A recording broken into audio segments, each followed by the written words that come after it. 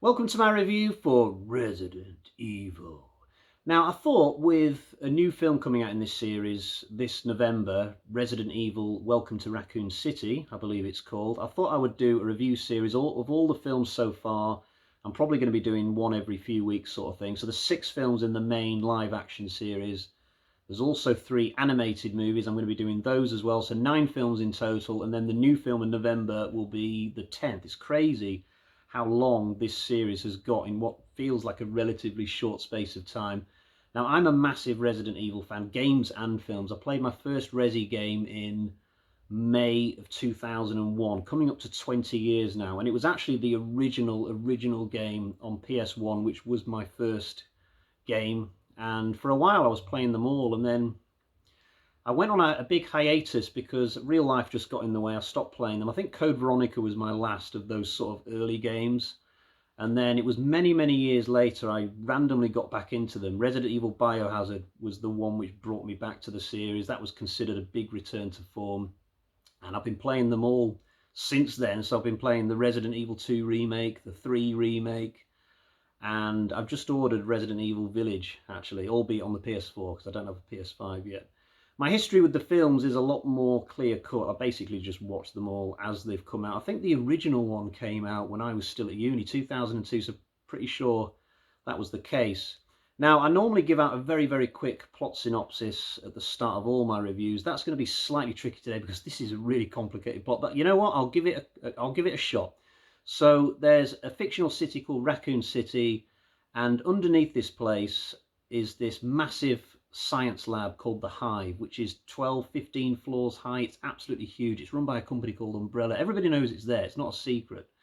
But to most of the world, it's considered to be a perfectly normal, fine company. But secretly, they're doing nasty things. They're making viral weaponry. They're messing around with genetics. They're doing all sorts of dangerous stuff. And now this place, the Hive, it's got this AI security system called the Red Queen.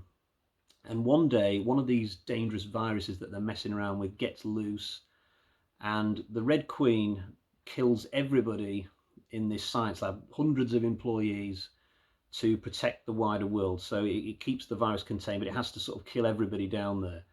Then the Umbrella, this company, send in a group of mercenaries to investigate this situation, find out what went wrong down there. But this virus has caused all the dead bodies to rise up as zombies. There's dogs down there that are now zombie dogs. There's other mutated beings down there. It's a complete mess, and that's where we pick up the movie. And there's also this character, Alice, who's the main heroine of the film. She's a security guard who the mercenaries bump into on their way down, and she sort of tags along, and that's pretty much where the film begins.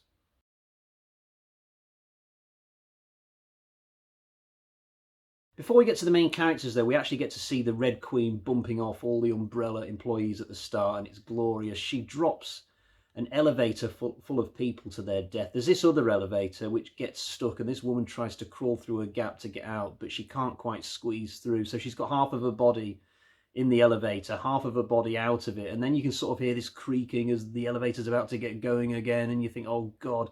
And this woman's got sweat on her face. She knows what's possibly coming, and it's just great horror. The tension is built up brilliantly. We can see this woman's face right up close. We don't actually get to see the decapitation that follows, but it's still brutal. It's just a great horror moment. There's also these office employees who get gassed to death. I mean, these are people who possibly aren't even aware of all Umbrella's nefarious activities, but they're just sort of getting killed as collateral damage. I mean, it stands to reason that not everybody who works at Umbrella is going to be in league with them in terms of all the bad things that they do. So if they employ a secretary, for example, that person is not going to get memos about all the latest stuff going on with the Nemesis creation and stuff.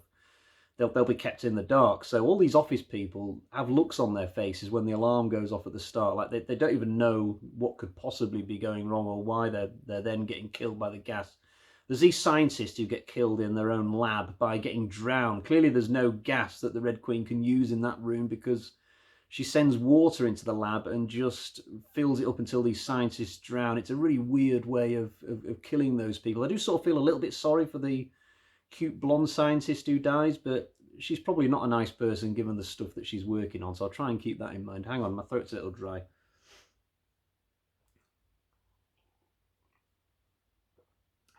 That's better. It's got a great story, this film, though. I mean, some of the main characters start off with amnesia because they get too close to some of the gases that get released on the outside of the hive perimeter, but they're not as lethal. So for quite a bit of the tale, these people can't remember whether they're even good guys or bad guys, or what their motivations were for sort of being even in this area. And as the film goes on, they start to remember at different times, and we get various flashbacks to scenes that went on before the main story started. So it's a really good story. This Paul Anderson can't take all the credit because he's nabbed most of it from Capcom, but it's definitely one of the best stories in a horror film that I can actually think of, regardless of what you think about whether it's too much of an action horror film compared to what it should have been compared to the games. I love the design of the hive as well. It feels like a film which has had a lot of production value poured into it. All the different segments of the hive feel different, and like they've had a lot of creative thought put into them. I love this picture on the wall of a cityscape in daylight. It's there to sort of make the workers psychologically feel like they're not constantly underground. I would love to work in the hive. It's got to be said. Wouldn't want to do it with an AI system in there capable of killing me, but it could happen in the future. I mean, I can't see future cities becoming like Mega City 1 in Judge Dredd, but certainly in the next 50 to 100 years, I could see it being the case that cities are so full that they have to have offices under the ground. I wouldn't mind getting a little monorail to my desk of a day. Maybe I wouldn't say that if I already took the tube every day in somewhere like London or New York, but the hive makes me want to work there for some strange reason, even though there's all this bad stuff going on there in this film. The only time the hive doesn't look good in this film is when the first zombie attack happens. It's in this massive room with all these pods. We get this long shot which shows that the room possibly goes on for hundreds of yards, but that's presumably just a little mirror image thing, mirror image trick, or a bit of CGI, because once the action starts, it all feels really close quarters, like they didn't have much space to work with. A much better zombie scene is later on in these corridors, because Paul Anderson just fills these corridors with so many extras, like everybody's all hunched together like it's rush hour at a train station or something, and the way that they do the hand movements all close together, trying to pour at the characters as they climb up onto these pipes, is actually really effective. I mentioned the dog attack earlier. That's a good scene.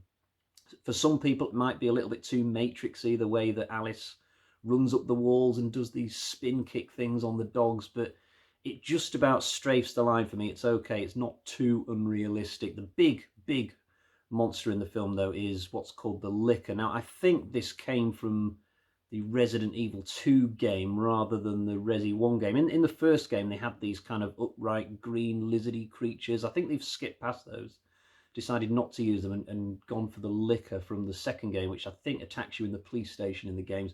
It's like a lizard thing with a retractable tongue, and its face looks like it's a human brain. It's a really vicious thing, and it comes to the forefront in the third act of this film, and it all culminates in this really great action sequence on this monorail where the characters who've survived up to that point have to battle the thing, and it's really well filmed. And the Licker even manages to kill the annoying computer expert soldier who I was starting to think was invulnerable by that stage.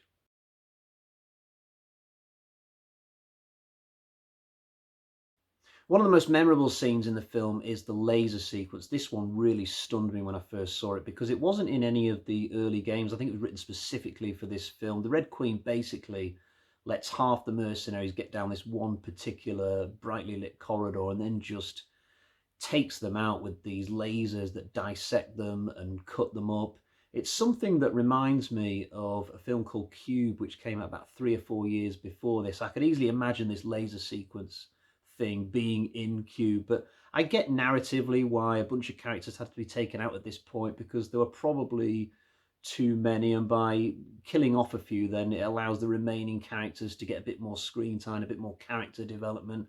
I like the music in this film. There's this one really catchy ditty, which I think Alice Cooper might have written, actually. It plays at the start and at the end. It sounds like something that Radiohead might have written back in their pomp. There's also some good rock songs that play. One of them happens when the mercenaries first swing into the mansion at the start of the film. It's such a cheesy scene, watching them come down on ropes and do their thing, as if they think there's about 20 terrorists inside or something, when there's actually just Alice and this one other bloke. But it's just a scene that I really like. Alice, by the way, played by Milla Jovavich, new for this film. She wasn't in the games as all the other characters are. They're completely new.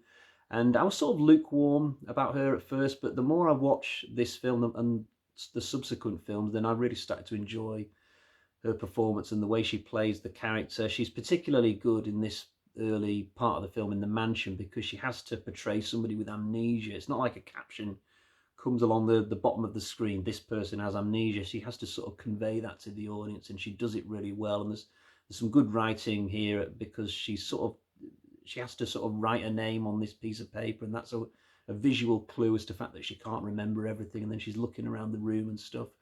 The dress she has to put on is a little bit silly and inappropriate for the movie, but Milla Jovovich acts it in such a way that you don't start laughing or anything, you just enjoy the scene. And the mansion is quite creepy, actually. It makes me sort of wish there had been more scenes topside.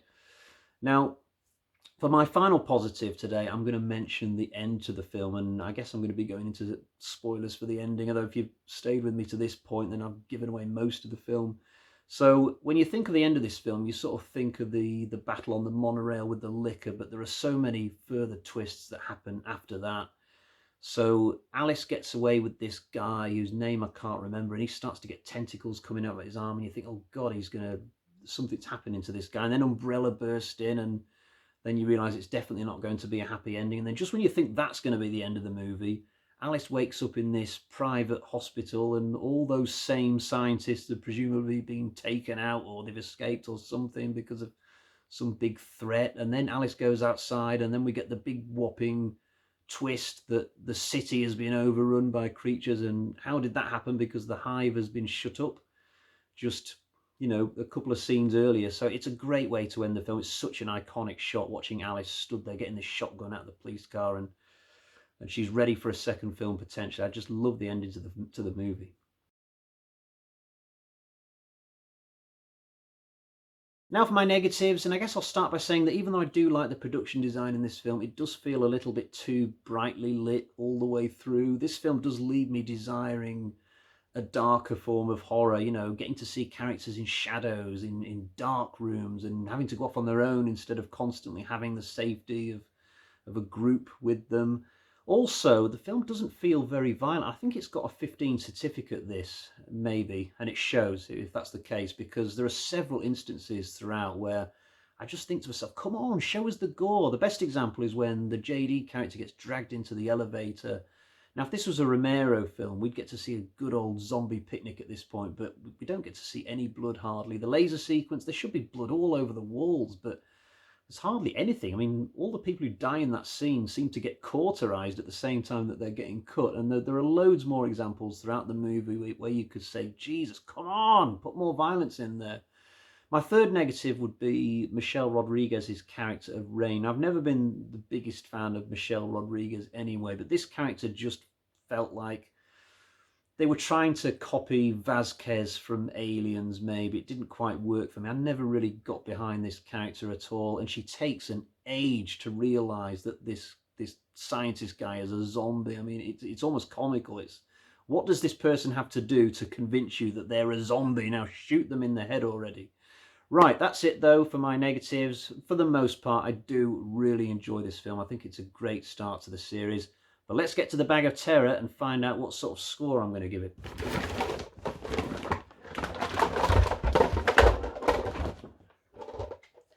So we've got 1, 2, 3. Good score. 4 bloody axes out of 5. That is an excellent score. I'll be back soon with a review for Resident Evil Apocalypse, the second film in the series. Until next time, cheerio, bye-bye.